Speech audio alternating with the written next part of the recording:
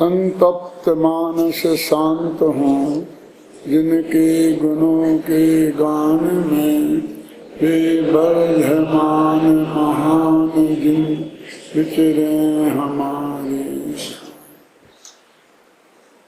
तो संसार गाथा 36 पे कि आत्मख्याति तो तत्व प्रदीप का टीका आचार्य अमृतचंद्र द्वारा लिखी हुई टीका का नाम क्या है? तत्व प्रदीप का। समय सार की टीका का नाम है आत्मख्याति, प्रवचन सार की टीका का नाम है तत्व प्रदीप का, और पंचाशी काय की टीका का नाम है समय व्याख्या अमृतचंद्र जी। और जयसेनाचार्य तो सबका एक ही नाम रखते हैं, तात्पर्य वृत्ति।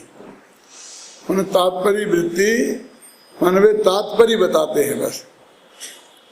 वृत्ति माने टीका, जगह जगह उसका तात्पर्य निकाल करके बताते हैं। एक एक गाथा का तात्पर्य, पूरे के शास्त्र का तात्पर्य है ना, और सबकी समझ में आए तो उसका न्याय और व्याकरण नए वगैरह भी स्पष्ट करते चलते हैं।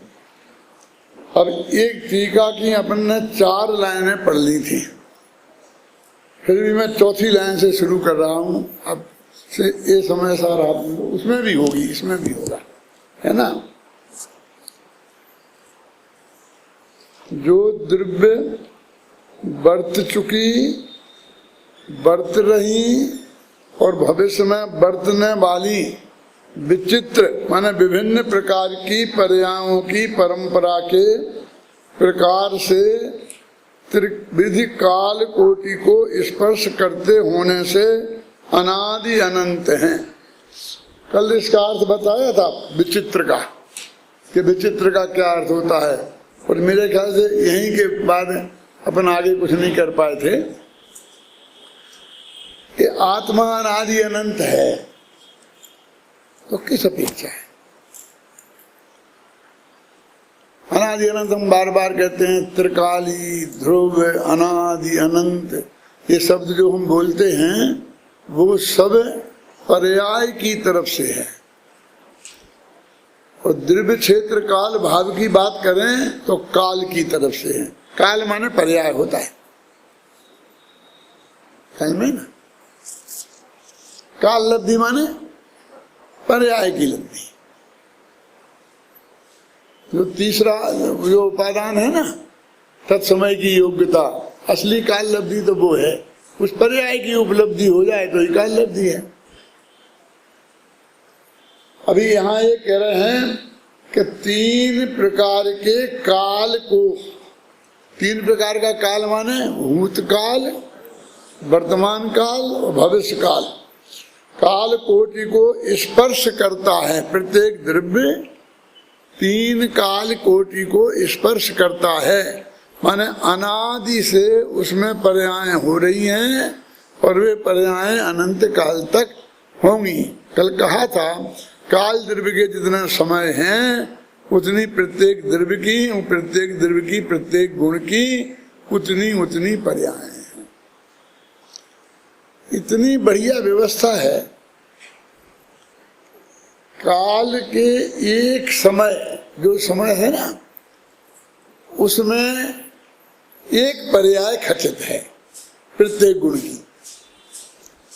आपने ये पढ़ा है, ये गाथा पढ़ी होगी द्रव्य संग्रह की, कि एक एक काल द्रव्य लोकाकाश के एक एक प्रदेश पर बिल्कुल खचित है,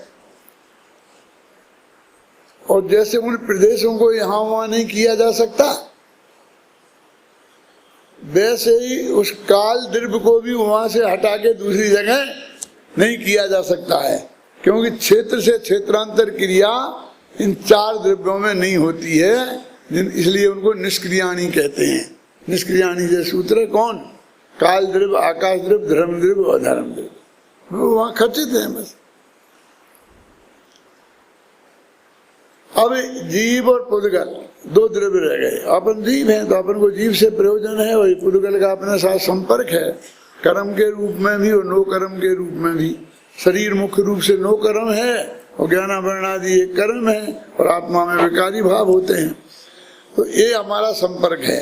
अब ये कहते हैं कि जैसे क्षेत्र में कोई बदला बदली की वो नहीं है ना, लेकिन आज तक किसी को विकल्प आया कि जो आगरा में काल द्रव्य है उस काल द्रव्य को हम जयपुर ले जाएं, और जयपुर में जो काल द्रव्य है उसे आगरा ले जाएंगे, दिल्ली ले जाए।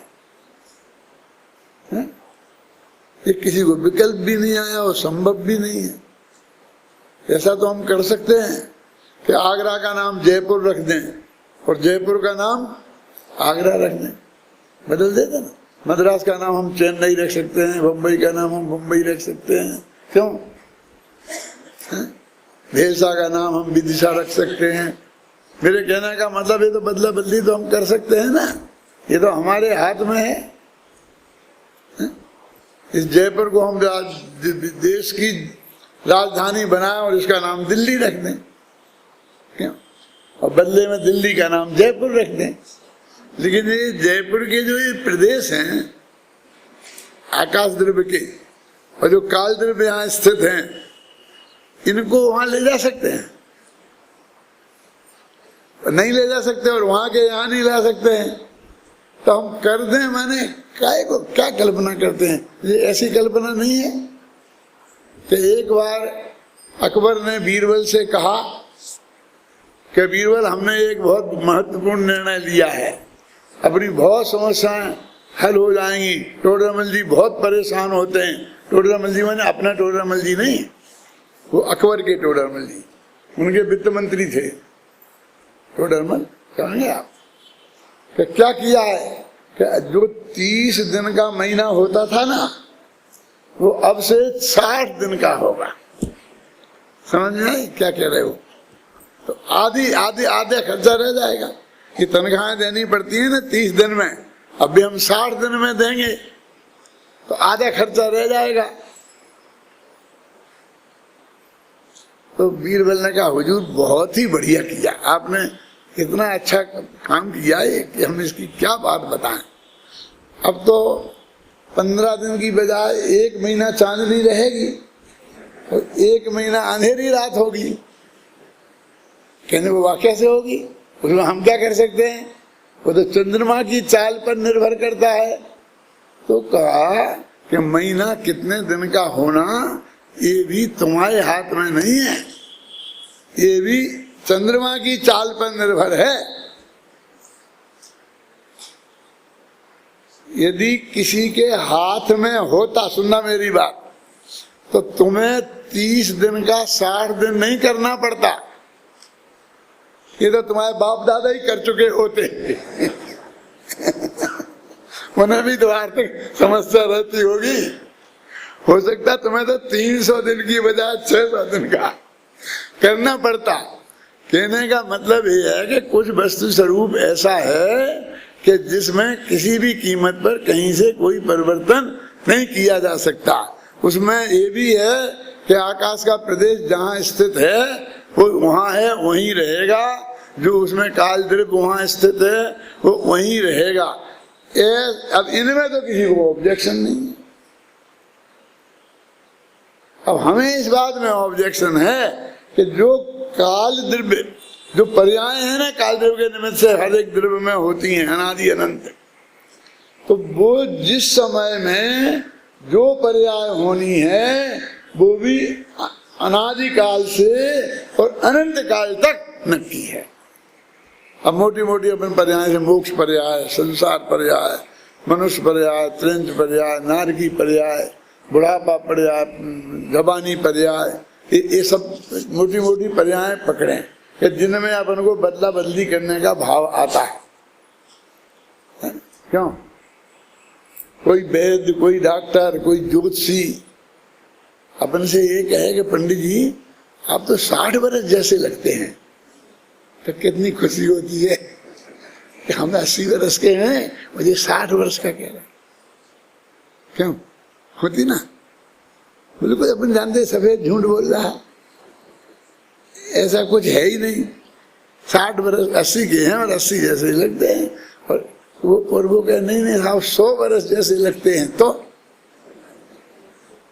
मुफ्त में ही लेना नहीं देना नहीं, मुफ्त के लड्डुओं में राग देश करते कि नहीं करते? तो अनादिकाल से जिस समय जो पर्याय खचित है, इतनी बड़ी व्यवस्था, अब इसमें तुम थोड़ा भी फेरफार चाहते हो, जो भी हम और कुछ नहीं चाहते हैं, बस सम्मा दर्शन जल्दी हो जाए, मोक्ष जल्दी हो जाए, कि नहीं होगा? क्यों तुम्हें क्या तकलीफ है? अरे हमें तो कोई तकलीफ नहीं है कि वस्तु के स्वरूप में तुम्हारा जो द्रव्य है उसमें मोक्ष नाम की जो पर्याय है, जिस काल में आना है वो अनंत काल पहले से सुरक्षित है। यानी नहीं, हम थोड़ी कोशिश करेंगे कि तुम्हारी कोशिश से तुम निगोद में थे, अभी तुम्हारा अकाल आ गया मोक्ष में जाने का, तो वहां से निकल के आए हो, क्या कोशिश की थी बोलो? तुमने क्या कोशिश की थी? चलती है किसी की कोशिश? कि हम तो साधारण आदमी हैं, तो भगवान महावीर ने त्रिशला के पेट में आने के लिए क्या कोशिश की थी? वे तो बहुत शक्तिशाली थे उस वक्त, 16वें स्वर्ग में थे, कितने शक्तिशाली हैं। उनने क्या किया बोलो? कोई कोशिश मोशिश नहीं चलती है, और आज तक किसी ने कोई की नहीं।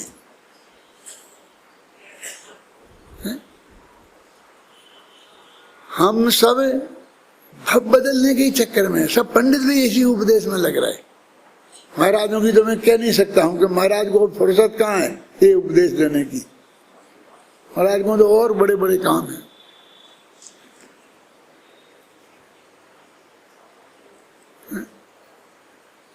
कालिया का इंतजाम करना है उन्हें, तो कि कालिया का क्या होगा।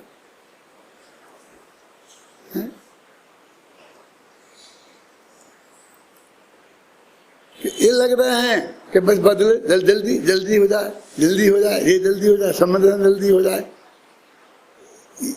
ये प्रार्थना क्यों नहीं करते हो कि स्वसमय में हो उत्तम चुनिए? ये वस्तु स्वरूप के अनुकूल प्रार्थना है ना। मुझे सम्मा दर्शन जल्दी हो जाए, ऐसी भावना भाने के लिए, प्रार्थना करने के लिए एक दफे ऐसी प्रार्थना करो कि हे भगवान, मुझे सम्यक दर्शन स्वसमय में हो, जब उसे होना है तभी हो, मुझे उसमें कोई डिस्टरबेंस नहीं चाहिए। क्यों? वस्तु स्वरूप तो ये है ना।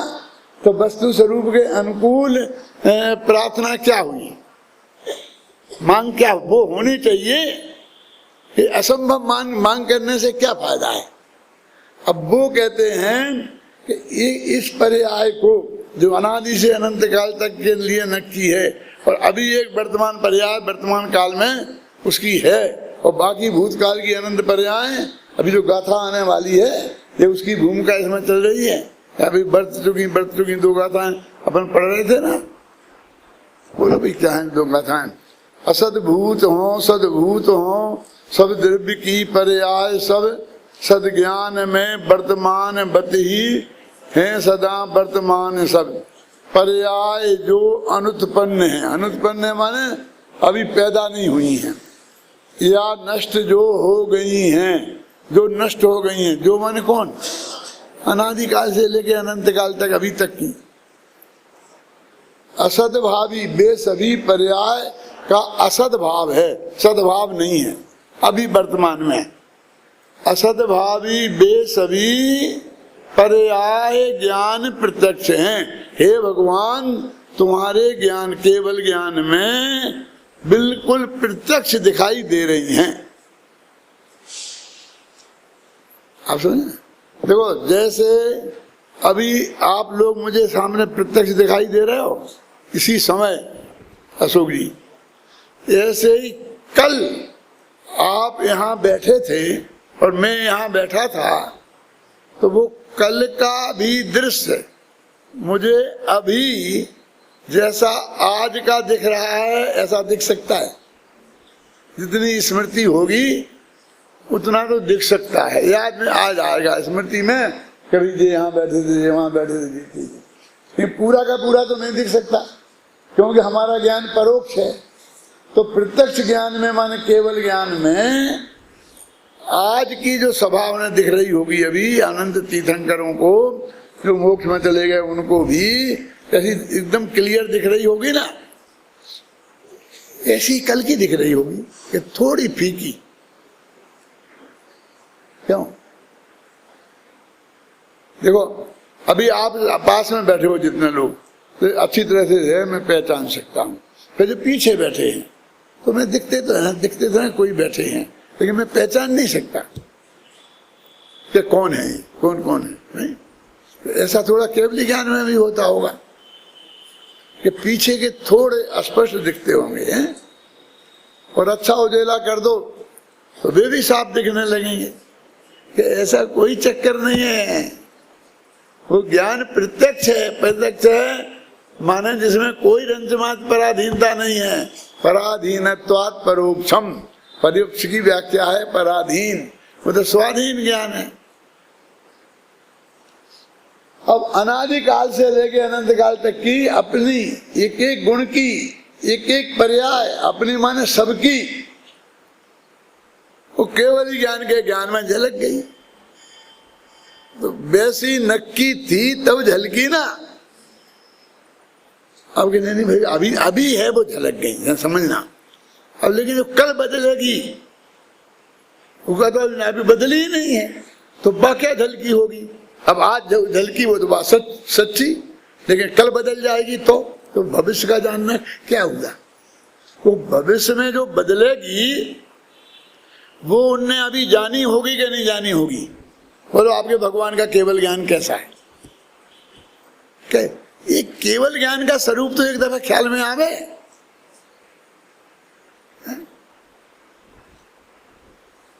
हमारे बड़े बड़े न्यायाचार्य पंडित ये कहने लग गए थे अंत में कि नियम सार में लिखा है पर को तो व्यवहार से जानता है, इसलिए वो पर को जानता ही नहीं है। और अभी भूतकाल को जानता है, वर्तमान को जानता है, लेकिन भविष्य की तो अभी हुई ही नहीं है तो वो क्या जानेगा। अब होगी तो ही तो जानेंगी। अब ये गाथा उन्होंने नहीं पढ़ी होगी हेमचंद जी, असद्भावी बे सभी, अभी वे पर्याय असद्भावी हैं। असद्भावी है माने वर्तमान में है नहीं। अब भूतकाल की तो हो के मिट गई तो ये समझ लो कि चित्र जैसी कहीं होंगी हैं अभी, लेकिन जो अभी हुई नहीं है अब हमारी समझ में तो नहीं आता। तो तुम्हारी समझ में सर्वज्ञता नहीं आती तो तुमने आज तक भगवान की पूजा नहीं की, ये समझ लेना। क्योंकि जिसकी तुम पूजा कर रहे हो उसकी क्वालिटी ही नहीं जानते, वो क्या चीज है कि तुमने कैसे जाने कि हम नहीं जानते। अरे भाई तुम जानते होते तो तुम्हारी वाणी में तुम्हारे मन में ऐसा भिखारीपन नहीं होता और उनसे बदला बदली करने की भावना नहीं होती कि उनसे हम ऐसा काम बताएं। ऐसा नहीं है, वे तो करेंगे तो कुछ है ही नहीं। क्यों? मैं आपके घर आऊं रहूं, मैं कहूं मेरे लायक कोई सेवा बताओ तो आप कहो कि ये जो कब्बसी रखे ना हमारे जूठे इनको लेके जरा अंदर रखे आओ। क्यों? तो बताओगे कि क्या बात करते हो?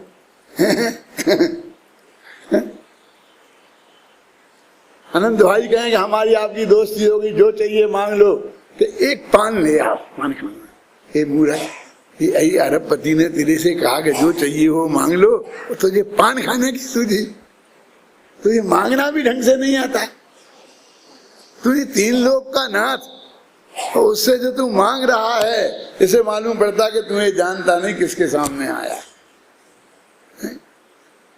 मेरा सिर दर्द ठीक कर दो, मेरा पेट दर्द ठीक कर दो, मेरी बेटे की शादी करवा दो, मेरी बेटी का रास्ता निपटा दो, मेरा ये करवा दो, ये करो। वो तुम समझी किसको कह रहा है, क्या कह रहा है। और सबसे बड़ी बात तो ये है इतने महान आदमी से ये छोटे छोटे काम बता रहा है।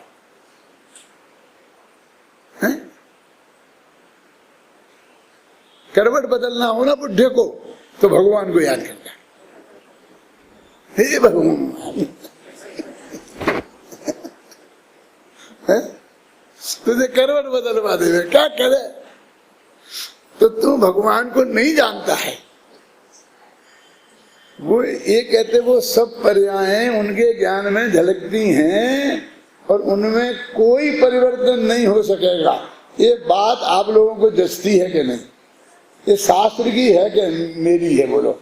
ये प्रवचन सार में लिखी कि नहीं लिखी? ये समय सार में लिखी कि नहीं लिखी?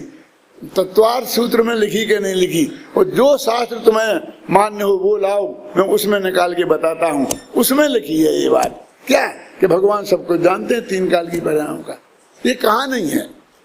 छोटी छोटी सी पूजन की किताब में लिखी है। अब सभी जानते हैं तो सत्य जानते हैं ना। यदि वो बदल जाने की होती तो बदल जाने की जानते हैं? और बदल भी जाएगी होती तो तेरी इच्छा के अनुसार थोड़ी वो बदला बदली होती। तू तो राग देश का पिंड है, तेरी इच्छा तो राग देश से लिपटी होती है।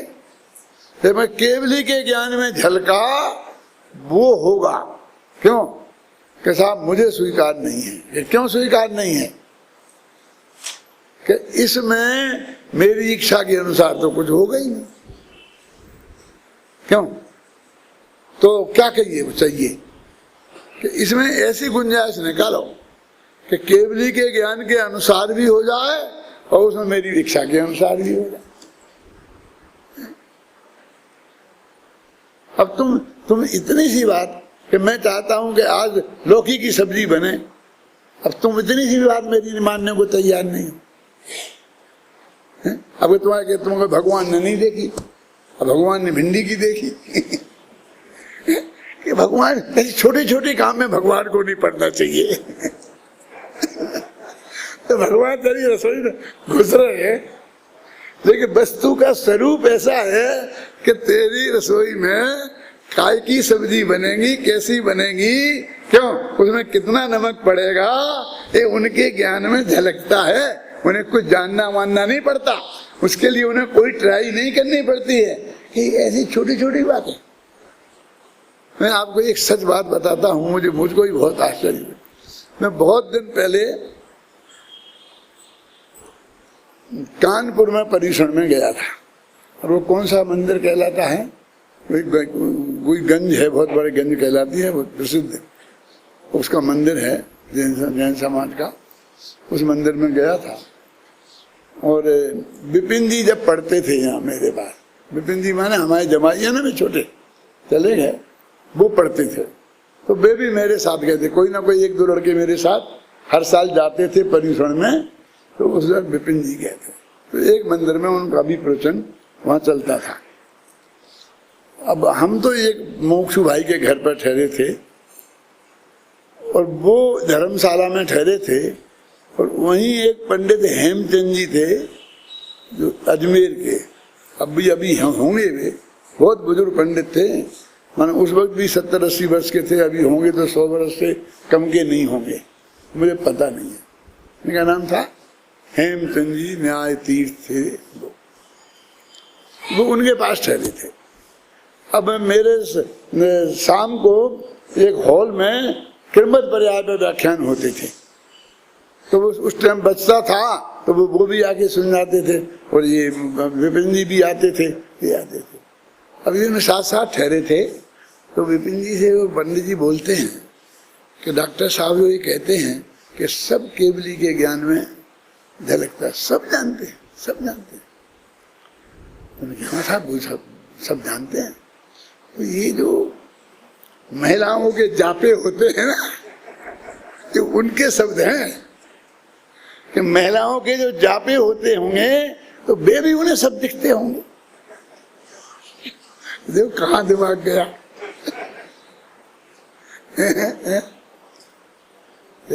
कहाँ दिमाग गया कि महिलाओं के जापे दिखते होंगे। कहने कि भाई जब दिखते हैं तो सभी दिखते हैं, उसमें क्या।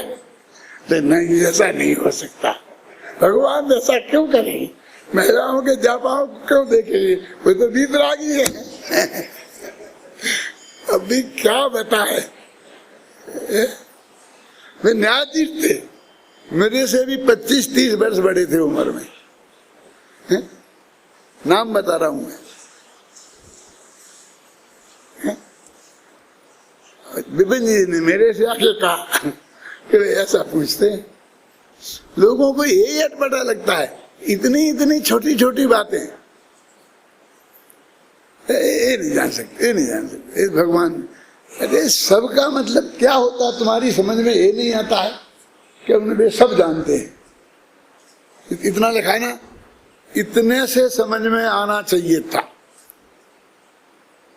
फिर नहीं आया तो उन्होंने लिखा त्रिकाल जानते हैं, तो नहीं आया। तो जो द्रव्य की जो गुण हैं, उनकी जो पर्याय हैं, अनादिकाल से लेके अनंत काल तक जो जिस समय में जो पर्याय होनी है वो वहां अनादि से ही खचित है, और वो वहां से कोई हिल नहीं सकती दूसरी जगह। क्यों हिले, क्या कारण है बताइए? कि तुम्हारी इच्छा का बदलते देर नहीं लगती है। क्यों? अभी अब हमने नक्की कर दें कि तो एक सुविधा अपन को मिली है कि अभी कल तक जो आदमी ये बता देगा कि मुझे अगले भव में कहाँ जाना है, हम उसकी व्यवस्था कर सकते हैं। हमारे पास ऐसा पावर आ गया है। क्या सूरज जी, तो आप सब लोग लाके बता सकते हो मुझे, हैं? रात को सो सकते हो सबकी रात हराम हो जाएगी, नींद हराम हो जाएगी, फिर 6 दफे बदलोगे, शाम को 12 बजे तक, फिर लिख के सोओगे और सुबह 5 बजे उठोगे। नहीं, ये नहीं चाहिए। क्यों? हम तो सबसे बढ़िया मांग लेंगे ना, सबसे बढ़िया क्या कि सर्वार्थ सिद्धि। अब तो ठीक है ना, 33 सागर तक बहुत सुख भोगेंगे। क्या दंदी भाई ठीक है? देखो एक छोटी सी बात बताता हूं। ये सौधर्मेंद्र है ना, उसकी 2 सागर की आयु होती है, और उसकी जो सची होती है, सची माने इंद्राणी, तो इंद्र के साथ इंद्राणी बनती है ना, जति भाई बनाते हैं पंच कल्याणक में। तो वो एक सौधर्म इंद्र के जीवन में कितनी इंद्राणी हो जाती है कि 40 नील समझे, 1000, 10,000, लाख, 10 लाख, करोड़, 10 करोड़, अरब, 10 अरब, खरब, 10 खरब, नील 10 नील, 40 नील। और एक के 2 एक साथ नहीं होती, तो एक है वो जो मर गई तब दूसरी होगी ना। कितना सुखी है सौधर्म इंद्र की, उसकी थोड़ी मैं आपको पहचान करा रहा हूं। सौधर्म इंद्र जिसके लिए आप करोड़ों लाखों रुपया दे करके बनते हैं, बनना नहीं तो जति भाई पंच कल्याणक में नहीं बुलाएंगे मुझे उसकी मैं तुम्हें थोड़ी हालत बता रहा हूं, उसके वो कितना सुख है उसको वो बताता हूं।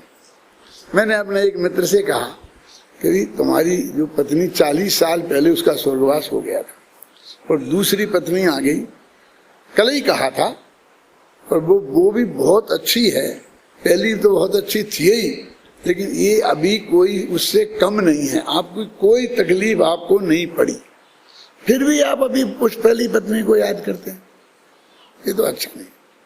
मैंने कहा ऐसा नहीं।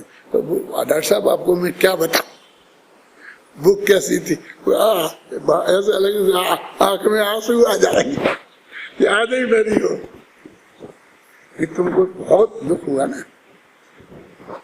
तो वो सौधर्म इंद्र को जो सची है वो उतनी प्यारी होगी कि नहीं कि जितनी प्यारी तुम्हें वो पहली पत्नी थी। मैं आपको जानना चाहता हूँ, क्यों? सच्ची तो बहुत सुंदर, बहुत बढ़िया, एकदम दूसरी महिला ऐसी हो ही नहीं, ऐसी होती है ना, वो उतनी प्यारी होगी कि नहीं।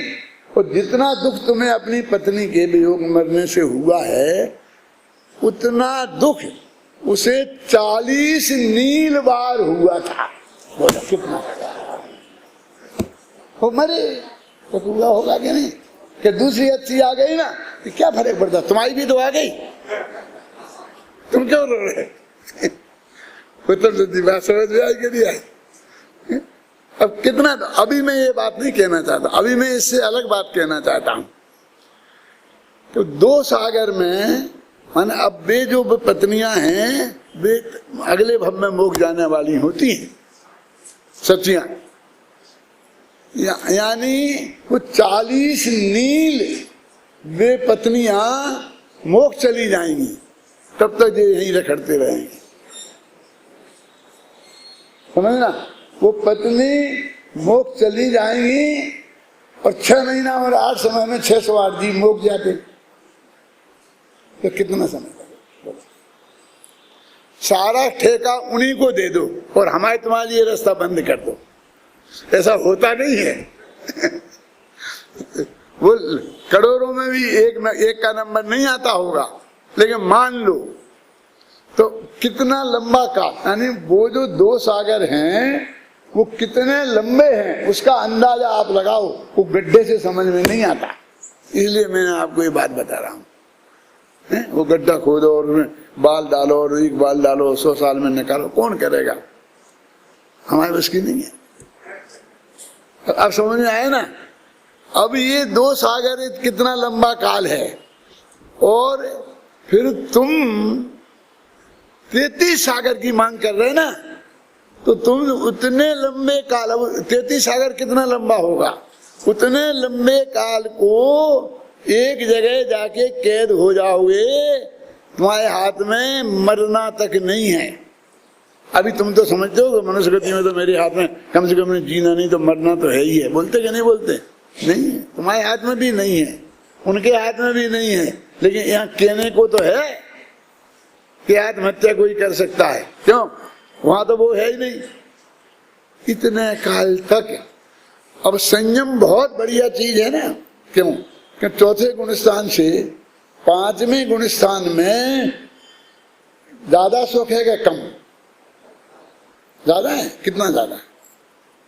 5 में से 6वें में कितना ज्यादा है? 6वें से 7वें में कितना ज्यादा है?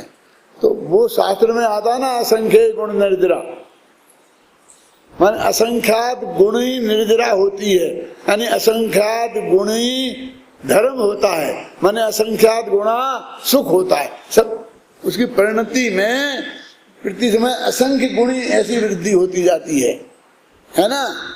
अब बस वो स्टॉप हो गया इतने लंबे काल की, वो नहीं हो।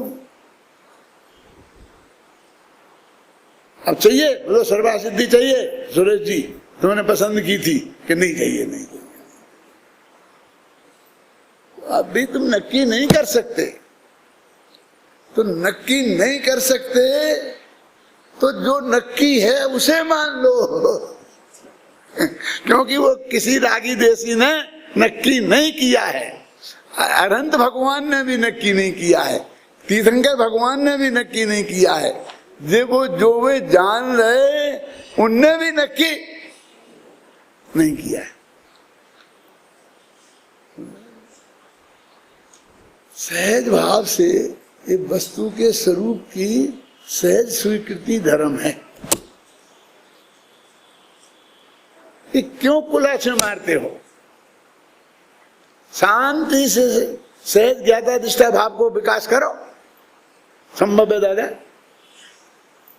अब मैं क्या कहना चाहता हूँ, आपके ख्याल में आ गई ना बात कि कुछ ऐसा क्यों हो जाए, जैसा होना है वैसा ही हो। मैं कहता हूं हमारी कोई मांग उसमें नहीं होना चाहिए, तब सर्वज्ञ की स्वीकृति होगी। क्योंकि सर्वज्ञ कहते हैं कि कोई बदला बदली नहीं हो सकती है और तुम्हारा उनके विरुद्ध ये आंदोलन चालू है। तुम्हारी पर्याय में सर्वज्ञ भगवान के विरोध में तुम्हारा आंदोलन चालू है। वे कहते बदला बदली नहीं होगी और हम कहते हम करके रहेंगे।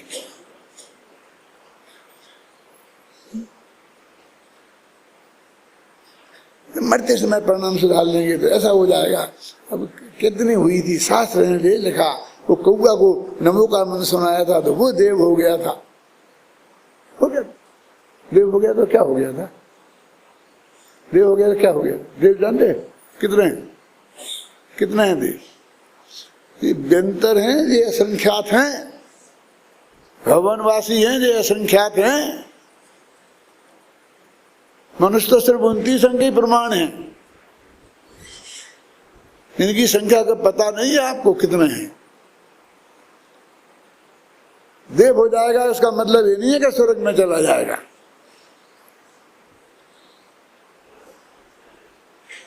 जो स्वर्ग में जितने देव हैं उससे असंख्य गुणे देव उसके जो भवनवासी बंदर और ज्योतिषियों में हैं।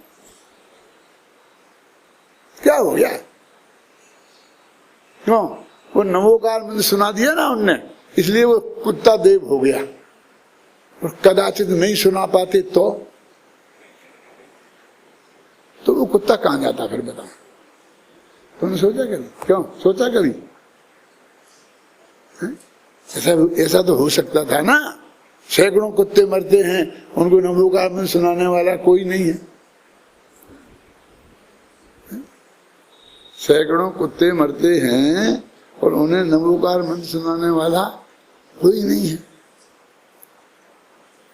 क्या करो बोलो? उन्हें भी एक आदमी नहीं मिलता तो कहां जाता? अरे तो भी वो वहीं जाने वाला था। क्या बात करते हो? उसमें बदला बदली नहीं हो सकता? क्या नहीं हो सकता? अरे वो नमोकार मंत्र नहीं सुनाता तो भी कि तुम नमोकार मंत्र की महिमा को पीछे पे क्यों पड़े? नमोकार मंत्र की महिमा है ना कि क्यों नहीं सुनाता? क्योंकि उसे वहां जाना था और उसे सुनना निमित्त बनना था, तो क्यों नहीं सुनाता? कौन बदलता? कैसे? क्यों नहीं बदलता बताइए? क्यों? ये कल्पना, व्यर्थ की कल्पना करके हम झूठी कल्पनाएं कर करके बहुत झूठी बातों को प्रोत्साहित करते हैं। देखो मैं आपसे कहता हूं, हिंसा, झूठ, चोरी, कुशील और परिग्रह, ये 5 पाप है ना। ये हर दृष्टि से पाप है ना। तो किसी अपेक्षा जो अच्छे भी हैं, पुण्य भी हो सकते हैं। अरे ऐसी अपेक्षा नहीं लगती जिनवाणी में। जो बुरी चीज है वो बुरी है, वो पाप है वो पाप है, वो पाप नहीं है। अब हमने कई पापों को नहीं है पाप मान लिया। पाप नहीं है, धर्म है। क्या धर्म? आप देखो, अब हमारे देखो कल्पना लोक में कैसे जाते हैं। एक साधु महात्मा जी बैठे थे, सामने से एक गाय निकली और उसके पीछे पीछे एक कसाई निकला जो गाय को मार के काटना चाहता था। गाय अपनी जान बचा के निकली थी। अब उस कसाई ने आगे महात्मा जी से पूछा, हाँ महात्मा जी यहाँ गाय गई है कि नहीं? तो महात्मा जी ने सोचा कि मैं बता दूंगा गई है तो दौड़ के जाके पकड़ लेगा और ये काट देगा, इसलिए उनने कह दी इधर को गई। झूठ बोल दिया। तो ये झूठ सत्य है, ये अच्छा है, ये धर्म है, ये कर्तव्य है, सब बताते हैं। क्यों? क्योंकि उनने उस गाय की जान बचा दी। आज तक ऐसी कोई ना गाय हुई, ना कोई ऐसा महात्मा हुआ, ना ऐसा कोई कसाई हुआ कि कोई गाय में बचा दी। बेचारी गाय को पता ही नहीं होता है कि ये मुझे काटेगा। आप समझ आए ना? बिल्कुल अपन ने कहानी खड़ी करी, बिल्कुल अपने झूठी बात, अपन को झूठ बोलने को सपोर्ट करना है।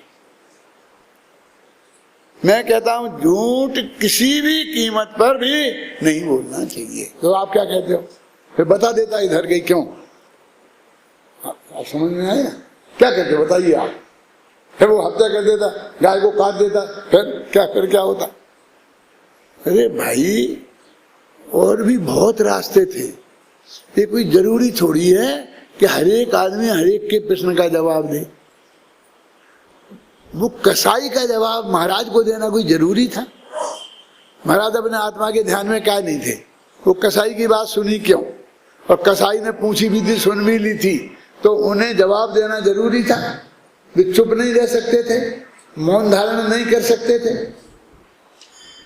दो ही रास्ते थे कि वो सही बताते कि झूठ बताते। क्यों? मैं बोला है? कितनी छोटी सी बात है, तो हमारी समझ में नहीं आती। अब मान लेते कि हाँ झूठ बोलना भी किसी अपेक्षा अच्छा है। फिर जिस सिनेमा में क्या बताते हैं कि एक आदमी ने सेठ जी के घर में चोरी करी। क्यों? कि उसकी माँ बहुत बीमार थी। डॉक्टर ने कहा था कि आप 25,000 रुपया लेके आओ तो आपकी ऑपरेशन कर देंगे, नहीं तुम्हारी माँ मर जाएगी 2 घंटे में।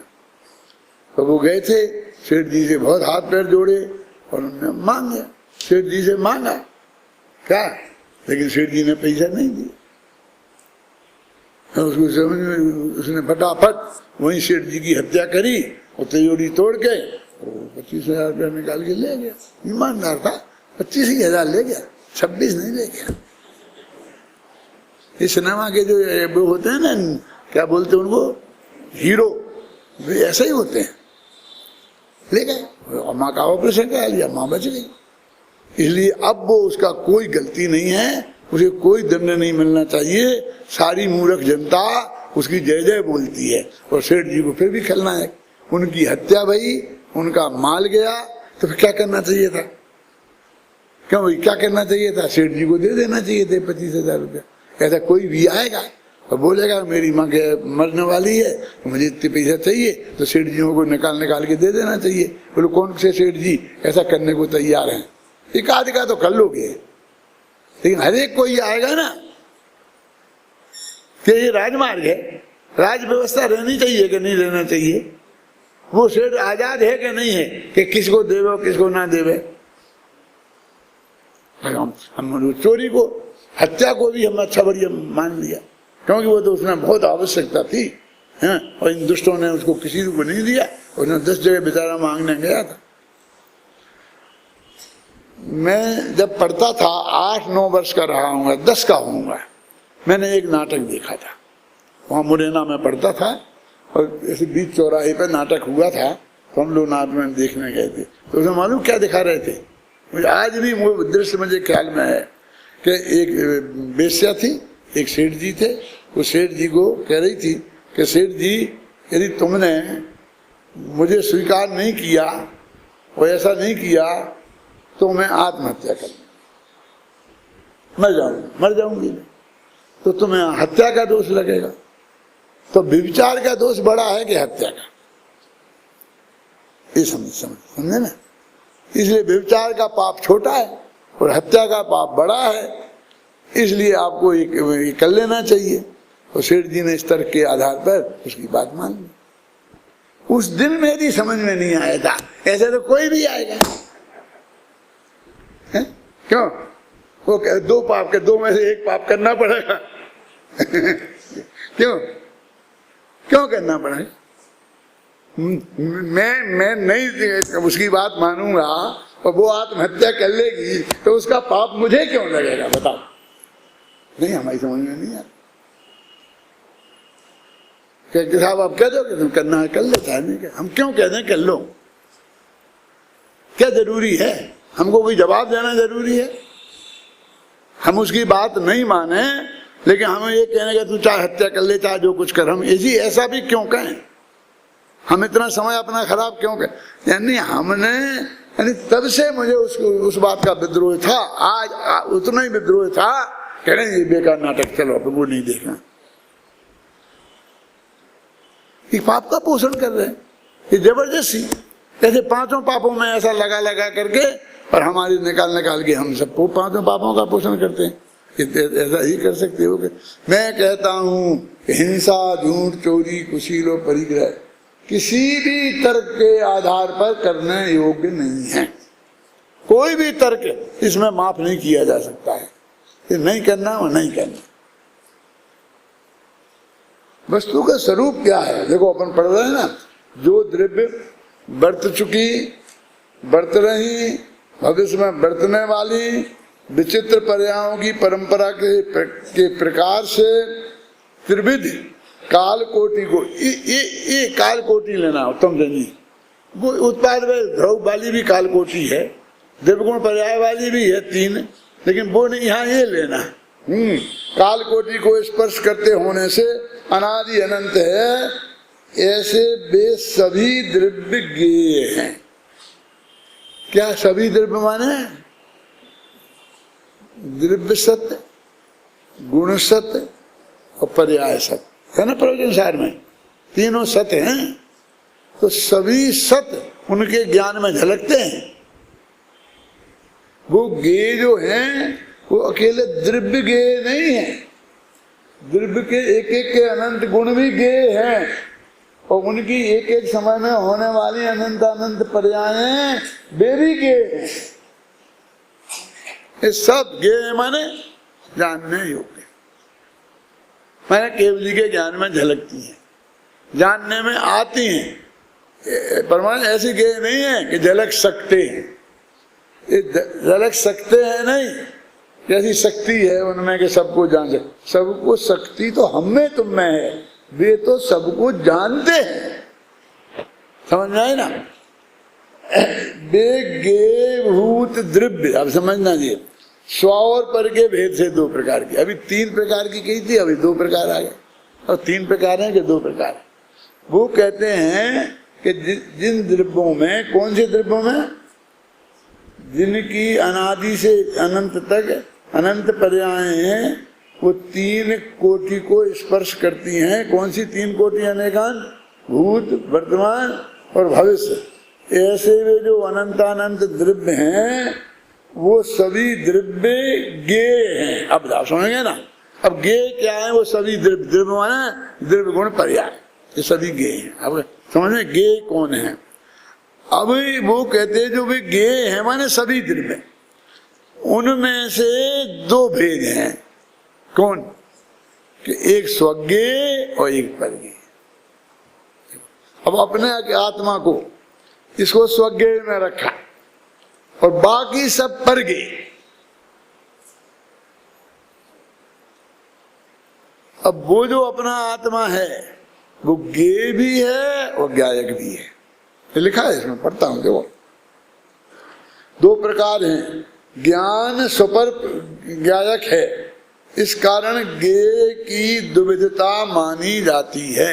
यदि आत्मा में ये विशेषता नहीं होती कि वे स्व और पर दोनों को जाने, तो फिर ज्ञेय 2 प्रकार के होते ही नहीं, सब ज्ञेय एक से ही होते हैं। क्या? जैसे नाई सबके बाल बनाता है, तो नाई के बाल बनाना हो तो दूसरे नाई के पास जाना पड़ता है, क्यों? वो नाई अपने बाल नहीं बना सकता। ऐसे ही ये आत्मा सबको जाने, और आत्मा को जानना हो तो दूसरे आत्मा के पास जाना पड़े। ऐसा तर्क किया है इसमें। नई कम सस्मात प्रजायते आगम का प्रमाण दिया है, क्योंकि कोई भी क्रिया स्वयं से पैदा नहीं होती, तो वो ज्ञान स्वयं को नहीं जान सकते, सब पर को जान सकते हैं। ऐसे हजारों उदाहरण मिलेंगे। इसमें दिया है, इसमें कोई दूसरा उदाहरण दिया है कि जैसे इस लोक में वो क्रिया, उत्पत्ति क्रिया दी है कि उत्पत्ति क्रिया, तो देखो कोई बच्चा बाप के बिना नहीं होता है, तो बाप से बच्चा पैदा होता है, माँ से बच्चा पैदा होता है, सही है ना। कि खुद को पैदा होने के लिए दूसरे माँ बाप चाहिए, खुद से पैदा नहीं हो सकता। ऐसा तर्क दिया। मैं ही अपने बाल नहीं बना सकता, वो आजकल तो बनाने लग गए।